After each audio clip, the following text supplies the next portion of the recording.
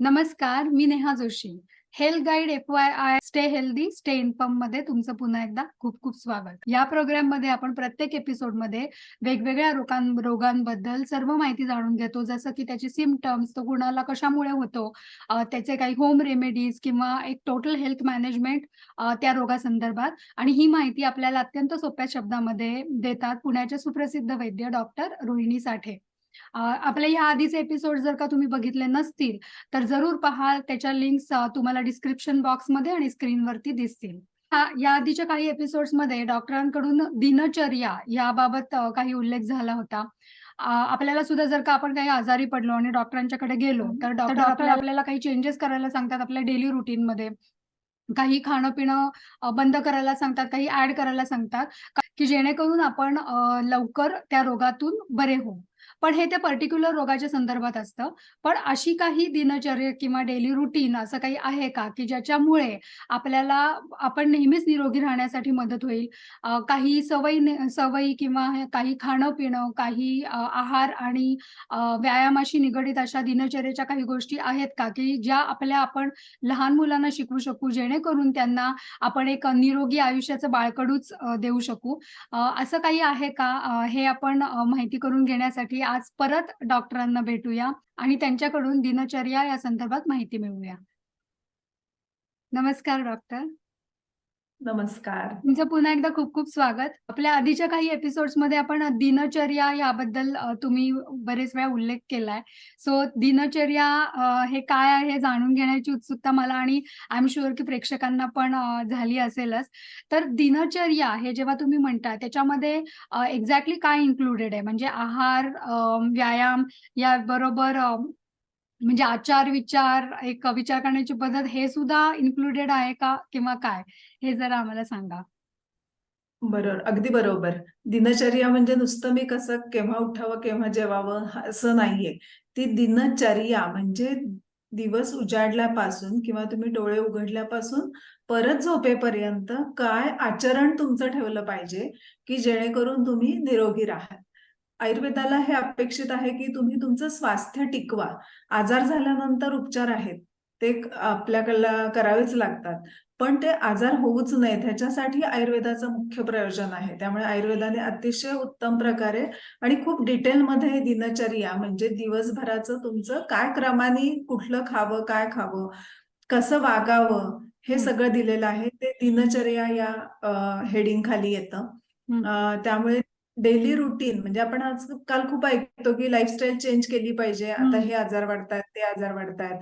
लाईफस्टाईलमध्ये changes हे करा, ते करा. हे सगळं येतं पण ते डोळ्यासमोर एक आजार धरून म्हणजे तू जसं म्हणाली की आजार झाल्यानंतर डॉक्टरबद्दल सांगतात ते त्या आजारापुरते असतात. पण मुळातच आपण निरोगी राहण्यासाठी काय केलं पाहिजे हे आयुर्वेदाने दिनचर्या या नावाखाली दिलेलं आहे. आणि त्याच्यामध्ये पहिलाच श्लोक आमच्या दिनचर्येमध्ये येतो. ते हां. म्हणतात की ब्राह्मे मुहूर्ते उत्तिष्ठ स्वस्थो रक्षार्थम आयुषा म्हणजे जो स्वस्थ आहे त्यांनी ही दिनचर्या सांभाळायची आहे. हं. मग त्याच्यामध्ये आपल्याला थोडेसे काही आजार असतील, काही लक्षणं असतील, तर त्यानुसार आपण ते चेंजेस करायचे आहेत. पण ओके. मुळात काय आहे, मुळातलं चांगलं काय आहे, म्हणजे जसं की आम्हाला अॅनाटॉमी जर शिकवलीच नाही, की योग्य काय असतं किंवा नॉर्मल काय असतं, तर आम्हाला ॲबनॉर्मल बरोबर. कसं कळणार? हे जसं आहे, तसंच आहे की मुळातलं काय आहे, तुम्ही स्वस्थ आहात तर तुम्ही काय सांभाळलं पाहिजे, हे हं. कळलं की मग त्याच्या अगेन्स्ट मग हां, मला हे झालंय, जसं आपण ह्याच्यात डिटेल बोलतो, की जुलाब होतात तर का होतात? हे कळलं की मग हां, माझ्या दिनचर्येतला हा भाग मी थोडा बदलायला हवाय. हे आपलं आपल्याला आपोआप कळेल. म्हणून हे मुळातलं ज्ञान खरं आपण घ्यावं या दृष्टीनं नक्की आपण ह्याच्यावर बोलूया. बरोबर. खूपच छान तुम्ही स्पष्टीकरण दिलं, की आपल्याला निरोगी असतानाच आपण जी दिनचर्या आहे आणि आजारी पडल्यानंतर आपल्यालाच त्याच्यामुळे समजेल, की आपलं काय कळलं चेंज पाहिजे. झालं म्हणून आपलं असं म्हणजे आपल्याला हा रोग आला किंवा हा रोग झाल्यानंतर आपण काय चेंजेस केले पाहिजेत. खूपच छान. तर मग आपण तुम्ही दिनचर्या आम्हाला म्हणजे कशी असावी निरोगी हे माणसासाठी ती एक्सप्लेन कराल आता? हो, नक्की, नक्की. आयुर्वेद म्हणजे आपली सुरुवात होते जसं की बाळाचा जन्म झाला, की पहिला त्याचा आवाज आला. त्याने डोळे उघडले, की त्याचं आयुष्य एक सेपरेट म्हणून चालू होतं. बरोबर. तसंच आहे, की प्रत्येक दिवस हा नवीन असतो. हं. त्यामुळे जेव्हा तुम्ही दिवस तुमचा चालू करायचा आहे, तर त्याच्यासाठी प्रिपरेशन तुम्ही काहीतरी केलं पाहिजे. आणि त्या प्रिपरेशनसाठी आयुर्वेदात सांगितलेलं आहे की तुम्ही ब्राह्मे मुहूर्ते उत्तिष्ठ, म्हणजे तुम्ही रात्री जेव्हा झोपता तर उठण्याची वेळ कुठली आयडियल, तर ती साधारण सूर्योदयाच्या आधी 1.5 तास ही बरं. वेळ आयडियल आहे उठण्यासाठी. म्हणजे साधारणपणे आपण जर आत्ताचं पॉप्युलेशन बघितलं तर साधारणपणे 60 ते 70% लोकांना हे शक्य आहे. पण हे मला माहितीच नाहीये ना, त्यामुळे मी हे पाळत नाहीये. हं. 60-70 लोकांनी जरी आरोग्य सांभाळलं तरी बाकीच्यांचं आपोआप सांभाळेल. बरोबर. म्हणून सूर्योदयाच्या आधी, म्हणजे प्रत्येक लोकल हा वेगवेगळा सूर्योदय असतो. सूर्योदयाचं टायमिंग वेगवेगळं असतं, तर त्याच्या आधी साधारण 1.5 तास हे प्रत्येकाने उठलं पाहिजे. हं. असं एक गाईडलाईन आहे. खूपच छान अवेअरनेस हा एकदा आला, की आपल्याला आपण नक्कीच त्या आपल्या लाईफस्टाईलमध्ये चेंजेस नक्की करू शकतो. तुम्ही आता उठण्याबद्दल, सकाळी लवकर उठण्याबद्दल सांगितलं. इंग्लिशमध्ये पण ते म्हणतातच ना, की early to bed and early to rise. तसंच ही कन्सेप्ट पण जर का एखाद्या व्यक्तीची शिफ्ट ड्युटी असेल किंवा त्याला रात्री तो खूप उशिराच झोपत असेल, तर झोप पूर्ण न होता तो सकाळी लवकर कसा उठू शकेल? किंवा शिफ्ट ड्युटीज असेल, नाईट शिफ्ट्स असतील, तर हे आपण रुटीन कसं काय पाळू शकतो? हां, नाईट शिफ्ट ज्यांची आहे त्यांच्यासाठी आयुर्वेदाने सांगितलंय, की जर तुम्ही अभ्यासासाठी रात्री जागरण करत असाल, हं. कामासाठी तुमचं जागरण होत असेल, आता हे सुरक्षा रक्षक वगैरे असतात, त्यांना जागं राहावं लागतं. तर मग त्यांनी दुपारी जेवण झाल्यानंतर 1 तास, 1.5 तासानंतर समजा तुमची रात्रीची 6 तासाची झोप पूर्ण झालेली नाहीये, हं. तर तुम्ही 3 तास झोप घेतली पाहिजे. आज आपण काय बघतो समाजामध्ये, मी रात्री जागरण होतंय, मग दिवसभर झोपून काढणार. मग हां. ह्यानी फक्त दोष वाढणार आहेत. हं. त्यामुळे माणसाने लक्षात घ्यायचं, की रात्री झोपलो तर मला 6 तासांची, 7 तासांची माझ्या व्यवसायानुसार झोपेची गरज आहे. तर त्याच्या निम्मे वेळ मी दिवसा झोपायला पाहिजे. हा हं. एक महत्वाचा नियम लक्षात ठेवायचा आहे. आणि जागं झालं की काय करायचंय? तर उठून लगेच पुढच्या कामाला नाही लागायचंय. तर बरं. त्याच्यात सांगितलं, की शरीर चिंताम निर्वर्त्य. म्हणजे काय, की उठून तुम्ही आधी बसा. हं. बेडवर पाय खाली सोडून बसा, मांडी घालून बसा तुमच्या सोयीनुसार. मग शरीरामध्ये आत्ता काही कुठे पेन आहे का? हे हं. तुम्ही बघा. काही कुठे गरगरतंय का? काही दुखतंय का? हां, ठीक आहे. नाहीये. मग आता मला दिवसभर माझं कर्म करून हे शरीर नीट ठेवणं हे माझं काम आहे. ह्या भावनेने तुम्ही पुढची गोष्ट चालू करा, हे आयुर्वेदाने सांगितलेलं आहे. कारण कसं होतं, की म्हणजे शारीरिकदृष्ट्या जरी विचार केला तर तुम्ही आडवे झोपलेले असता, बीपी एक सेटल असतं आणि जेव्हा तुम्ही अचानक उभे राहता, हं. तर एकदम बीपी तुमचं डाऊन होऊन चक्कर येणं वगैरे हे आपल्याला होऊ शकतं. तर ते होऊ नये म्हणून हा एक गॅप दिलेली आहे. म्हणजे ती सांगितलेली आहे मुळात, की शरीर चिंताम निर्वर्त, म्हणजे तुमचं डोकं दुखत नाही, मानेत स्ट्रेन नाही ना, काही नाहीये ना, असेल तर त्याची त्याप्रमाणे व्यवस्था करून तुम्ही पुढच्या तुमच्या चर्येसाठी किंवा पुढच्या ॲक्टिव्हिटीसाठी तयार व्हायचं आहे. हं. हा हं. पहिला भाग झाला.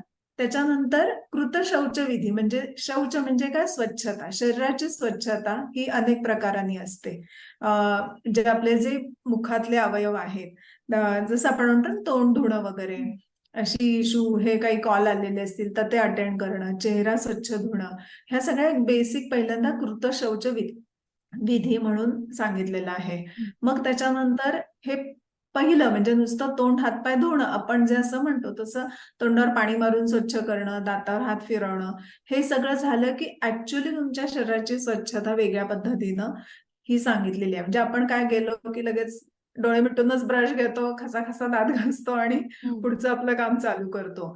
तर तसं न करता आयुर्वेदाने सांगितलेले की हे शौचविधी वगैरे हे सगळे झाले की त्याच्यानंतर दंतधावन हे खूप महत्वाची गोष्ट दिलेली आहे. आपण ब्रशिंग अगदी 2 काय 1 मिनिटात पण उरकतो, असंही करतो. हं. तर तसं न करता दंतधावनासाठी काय घ्यावं? आता पूर्वीच्या काळी त्यांनी सांगितलेलं आहे की कडुलिंब, रुई, अ, अर्जुन, अशोक या टाईपची जी काही वनस्पती आहेत. कडुलिंबाचं आपल्याला कॉमनली माहिती आहे, पण हो. त्याच्याबरोबर ह्या पण वनस्पती आहेत, बरं. की त्यांचे जे कोवळे दांडे असतात ते घ्या, ते दातांनी चावा आणि तो रस गिळा, नको असेल तर थुंकून द्या. अशा प्रकारे एक दंतधावन म्हणून ही क्रिया सांगितलेली आहे. ते बरोबर आहे. म्हणजे कडुलिंबाचं तुम्ही सांगितलं ते सगळ्यांना माहिती आहे. पण आत्ताच्या आपल्या या धकाधकीच्या जीवनात एक तर हे सगळं करायला वेळ पण आणि दुसरं म्हणजे ही पानं कुठनं मिळवायची, ते कुठून मिळवायचं, फ्रेश पाहिजे कसं, हे सांभाळणं थोडं अवघड आहे. तर आत्ताच्या काळाला रिलेव्हंट असं ह्याच्याशी ह्याच्या बाबतीत आपण काही करू अगदी. शकतो का? नक्की करू शकतो. ह्यातलं काय आपण प्रिन्सिपल बघायचंय, की म्हणजे आता काय जाऊन आपण कडुलिंबाची झाडं शोधून त्याची पानं तोडून खाणार आहोत का? किंवा करू शकणार आहोत का? शहरी जीवनात शक्य नाही, पण खेडेगावात शक्य आहे. हा. तर ज्यांना शक्य आहे त्यांनी केलं पाहिजे. ज्यांना शक्य नाही, तर त्यात त्यांनी अगदी पुढे ग्रंथकारांनी उल्लेखच दिलाय, की मग ते का ही वनस्पती का सांगितल्या आहेत? तर त्या तुरट रसाच्या आहेत, त्या कडू रसाच्या आहेत आणि त्या तिखट चवीच्या आहेत. तर याचा अर्थ असा आहे, की म्हणजे गोड, खूप खारट हे पदार्थ कधीही तुम्ही सकाळी उठल्यावर दातांना लावायचे नाहीये. बर. जे आज आपण पेस्टच्या रूपाने भरपूर गोड म्हणजे तर अगदी व्यवस्थित त्याच्या चवीचा आस्वाद घेत घेत आपण करतो. तर हे चुकीचं आहे. म्हणून मग आपलं आरोग्य हे अगदी दातापासून, जिभेपासून खरं तर चालू होतं. म्हणून कडू, तिखट आणि तुरट अशा रसाचं जे काही तुम्हाला मिळतील. मग ह्याच्या खूप चूर्ण मिळतात. ते चूर्ण तुम्ही आणि अ, हिरड्यांना चोळणं आणि ह्याच्यात सुद्धा काय आहे, की त्या म्हणजे त्या काड्या ज्या कोळ्या आहेत त्या दातांनी चावायच्या बर. आणि त्याचा रस हा हिरड्यांना लागणार आहे. कुठेही ते त्यांनी घासा दात असं सांगितलेलं नाही. म्हणजे तिथे फक्त तो रस हिरड्यांना लागणं हेच शास्त्रकारांना अपेक्षित आहे. मधल्या काळामध्ये हे काही लोप पावलं किंवा त्याचा मिसयूज किंवा मिसगाईड केलं गेलं त्याच्यामुळे त्याच्यातनं आपण नको हे करायला असं वाटायला लागलंय. पण समजा यात वनस्पतींची चूर्ण तुम्ही एकत्र करून ठेवलीत. आता गाईचे शेणीची जी गोवरी जाळून जी राख होते ती सुद्धा ही तुरट रसाची असते. त्यामुळे पूर्वी आपल्याकडे राखुंडी असायची. तर ती सुद्धा तुम्ही आजकाल यूज करू शकता. खूप ठिकाणी गाईच्या शेणाच्या छोट्या छोट्या गवऱ्या मिळतात. तर त्याचं घरी राखुंडी करून ही कडू रसाची म्हणजे कडुलिंब असेल, अर्जुन साल असेल ह्याची चूर्ण त्याच्यात घातली आणि त्या चूर्णाने फक्त हिरड्यांवर मसाज करायचा आहे. कुठेही दात रगडून घासायची गरज नसते. आणि त्याच्यानंतर गरम पाण्याने गुळण्या केल्या की सगळे हे काही कण वगैरे अडकलेले असतात ते स्वच्छ होऊन ती स्वच्छ होते. म्हणजे ते आरोग्याचं पहिलं काम आहे. की म्हणजे आपण म्हणतो की पोट साफ व्हायला पाहिजे ह्याला महत्व आहे. पण ते पोट साफ उद्या होणार आहे त्याच्या आधी तुम्ही काय काय करायला पाहिजे हे खूप इम्पॉर्टंट आहे. म्हणजे खाण्यावर आपण नेहमी भर देतो पण ह्या स्वच्छतेला किंवा इथल्या आरोग्याला फार कमी महत्व देतो. त्या दृष्टीनं दंतधावनाचं खूप महत्व आहे. हे सगळ्यात पहिलं महत्वाचं आहे. कुंडी आता बाजारामध्ये मिळतात म्हणजे वेगवेगळ्या कंपनीच्या, तर त्या कितपत उपयोगी आहेत या? म्हणजे तुम्ही सांगितलेले घटक त्याच्यामध्ये खरोखर असतात का? पुष्कळ कंपन्यांचे हे घटक असतात पण काय आहे, चवीला महत्व दिलं गेल्यामुळे ना पुष्कळ जण त्याच्या चवीसाठी मीठ घालतात. तर ते थोडं ज्या ह्याच्यामध्ये पावडरींमध्ये ते कमी प्रमाणात मीठ आहे असं तुम्ही ते चूज केलं पाहिजे. तुमच्याकडे चॉईसेस खूप आहेत आजकाल.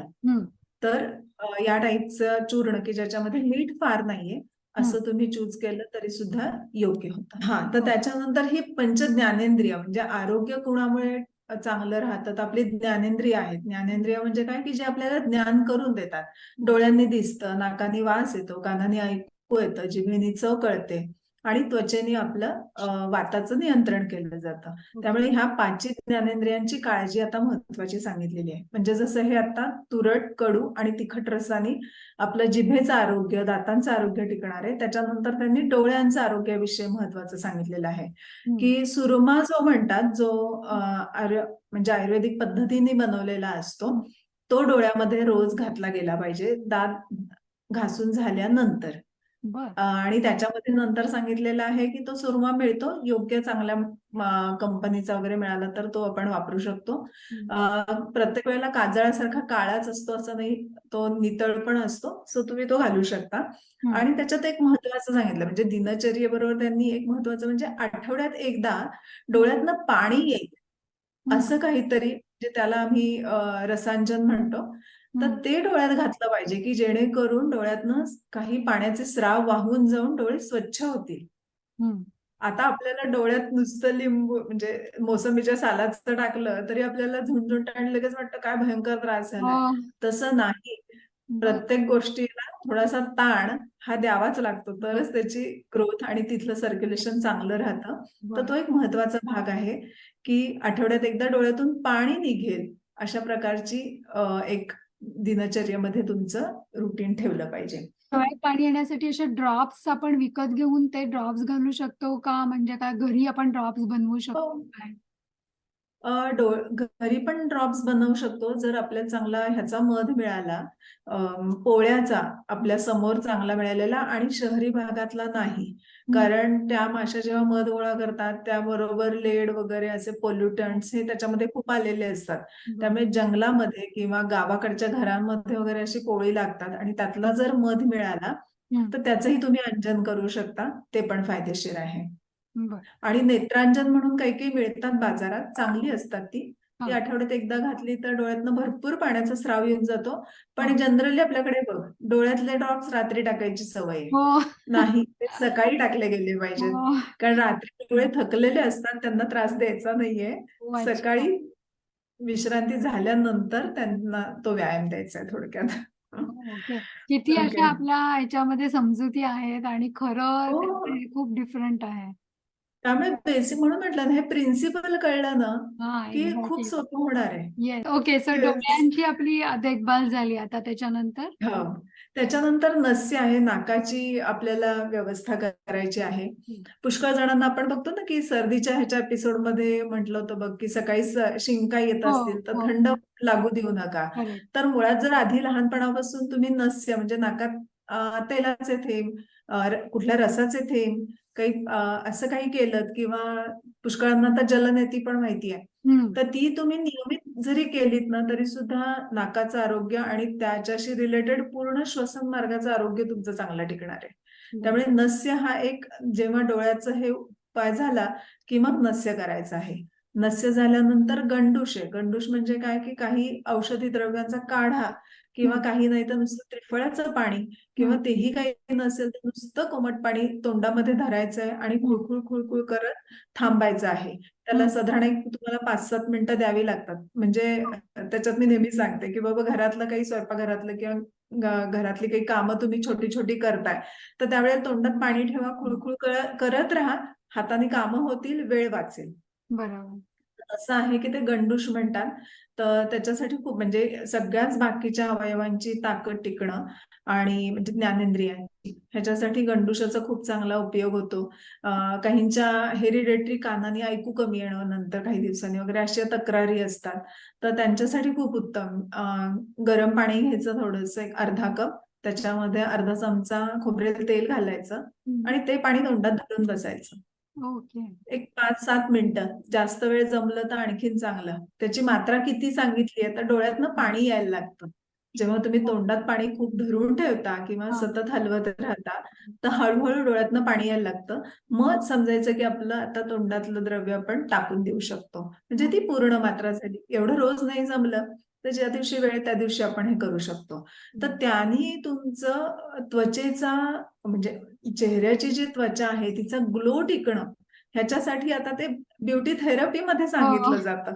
पण बरं. हे आधीच आपल्याकडे आहे, की तुम्ही टिकवा हो. तुम्हाला मिळालेलं सौंदर्य जे काही आहे ते हं, टिकवा आणि ह्याच्यासाठी हे रोजच्या रोज करण्याची ही महत्वाची गरज आहे. हं. ह्याच्यानंतर त्यांनी सांगितलं, की धूमपान म्हणजे बघ एक आडव्या रेघेचा फक्त फरक आहे, की धूम्रपान धूम्र निषिद्ध आहे.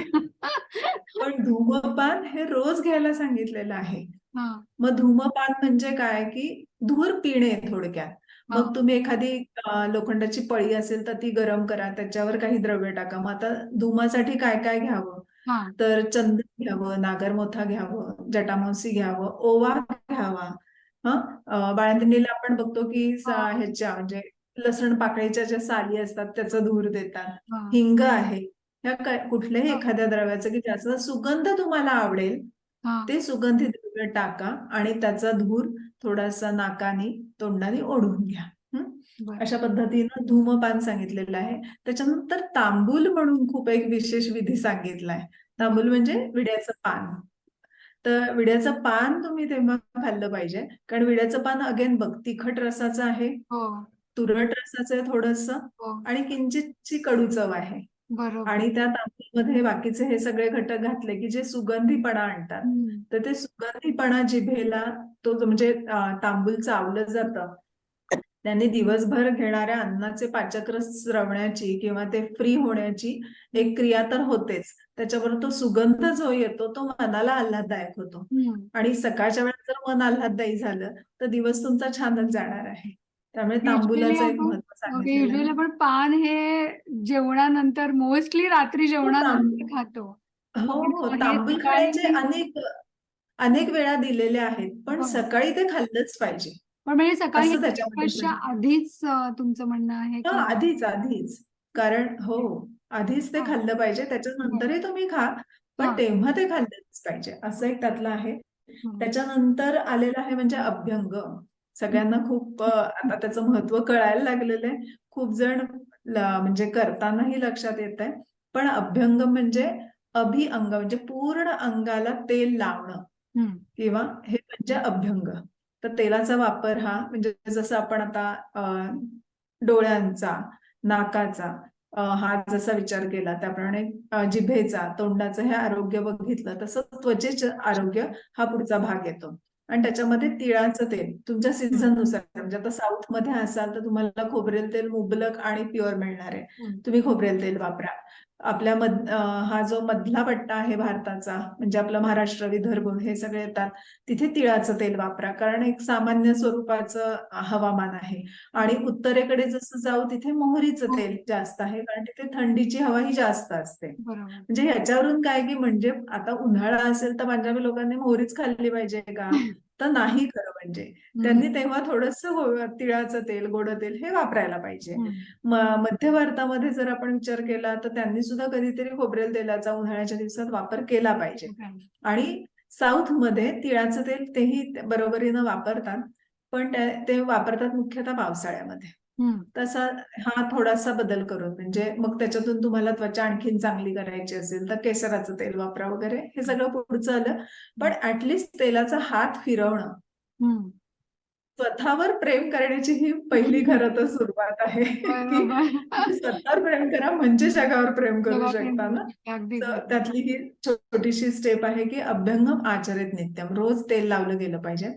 हा वेळेच्या अभावी समजा पूर्ण शरीराला लावायला ऍटलिस्ट 17 मिनिटं लागतात.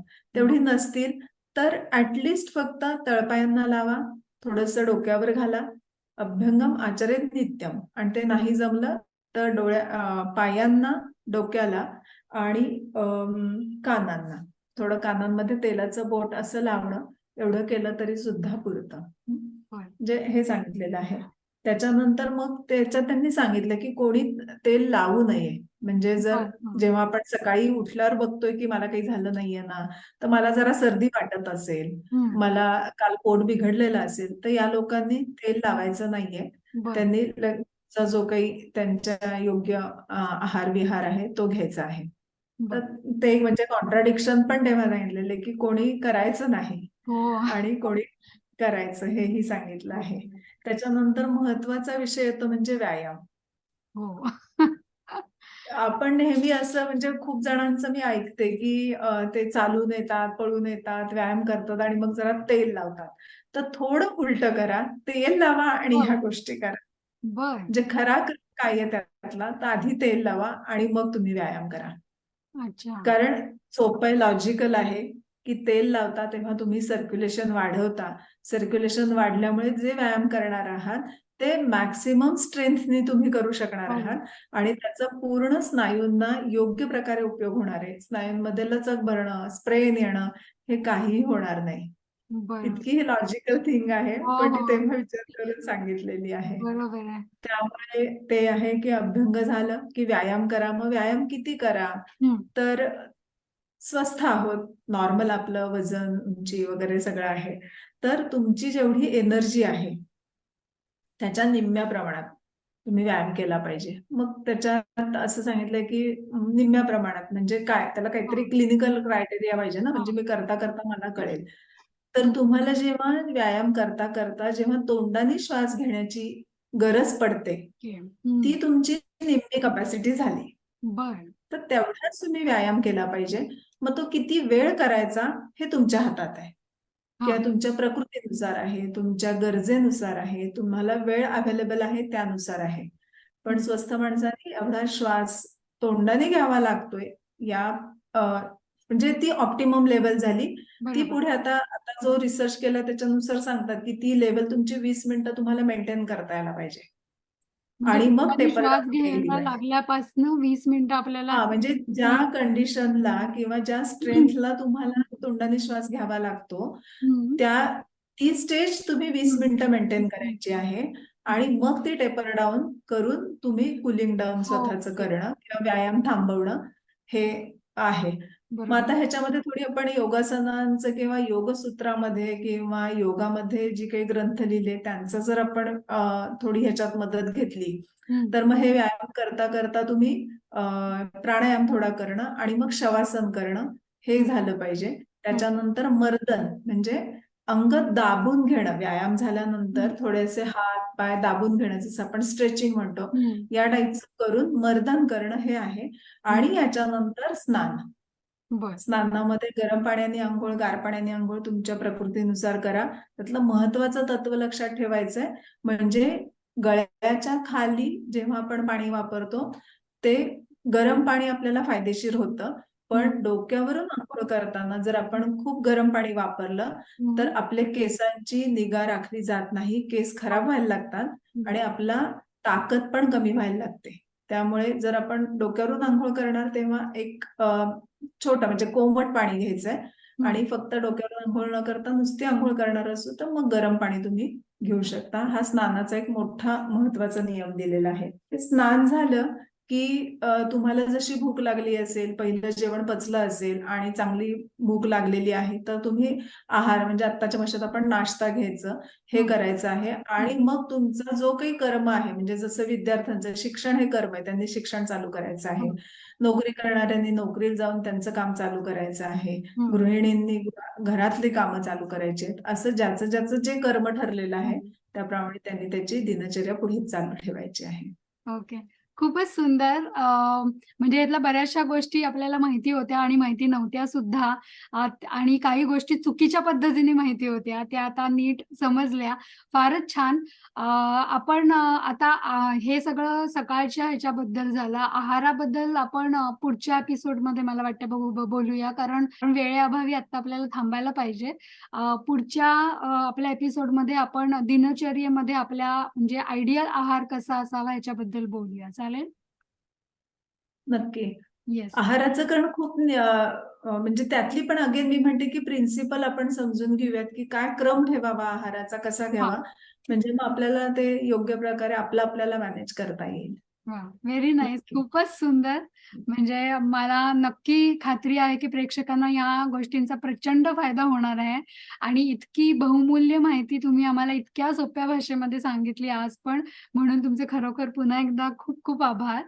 पुढच्या येस. एपिसोडमध्ये भेटून थँक यू. आपण आहाराबद्दल दिनचर्येतल्या डिस्कस करूया. Thank you. नक्की, नक्की. ॲज आय सेड की आपल्याला बऱ्याचशा गोष्टी ह्यातल्या माहिती नव्हत्या. माहिती असून सुद्धा कदाचित आपण काही गोष्टींकडे दुर्लक्ष करत होतो. खूप सोप्या-सोप्या सिंपल गोष्टी आहेत. काही फार मोठं वेगळं आपल्या डेली रूटीनमध्ये आपल्याला करायचं नाहीये. पण ह्या गोष्टींनी, ह्या छोटे-छोटे बदल केल्यामुळे जर का आपल्याला निरोगी आयुष्य मिळणार असेल, तर ह्या गोष्टी करायला नक्कीच काहीच हरकत नाहीये. सो मला नक्की खात्री आहे, की हा एपिसोड बघितल्यानंतर आपण सगळे आपल्या दिनचर्येमध्ये हे बदल करून आपण निरोगी आयुष्याकडे आपली वाटचाल नक्कीच चालू करू. जो आमच्या या कार्यक्रमाचा उद्देश आहे. कारण आपल्याला काळजी करायची नाहीये, तर काळजी घ्यायची आहे आणि काळजी न करण्यासाठी आपल्याला इन्फॉर्मेशन असणं खूप जरुरीचं आहे. म्हणूनच आम्ही ह्या आमच्या प्रोग्राम्समध्ये, एपिसोडमध्ये योग्य ती इन्फॉर्मेशन सोप्या भाषेत देण्याचा प्रयत्न करतो. ज्यामुळे तुम्ही काळजी न करता काळजी घ्याल. So stay informed so that you can stay healthy. तुम्हाला डॉक्टर रोहिणी साठे यांच्याशी संपर्क साधायचा असेल, तर स्क्रीनवरती त्यांचा नंबर शेअर करतोय. त्या नंबरवरती कॉन्टॅक्ट करून तुम्ही त्यांना कन्सल्टेशनसाठी जरूर भेटू शकता. हे जे रुटीन डॉक्टरांनी आज एक्सप्लेन केलं, हे स्वस्थ माणसासाठी ज्याला आता सध्या काही आजार वगैरे नाहीये, त्याच्यासाठीचं होतं. पण जर का काही आजार असताना तुम्हाला या रुटीनमध्ये काय चेंजेस करायचे याची माहिती हवी असेल, तर तुम्ही आमच्या कमेंट सेक्शनमध्ये जरूर कमेंट करा आणि आम्ही ह्याची उत्तरं देण्याचा नक्कीच प्रयत्न करू पुढच्या एपिसोड्समध्ये. आमचे हे एपिसोड्स तुम्ही तुमच्या फ्रेंड्स आणि नातेवाईकांशी पण शेअर नक्की करा. कारण ह्या सगळ्या माहितीचा सगळ्यांनाच खूप छान उपयोग होण्यासारखा आहे. आज इथेच थांबू. पुन्हा भेटू. तोपर्यंत keep smiling. Please like, share and subscribe to this channel. Thank you.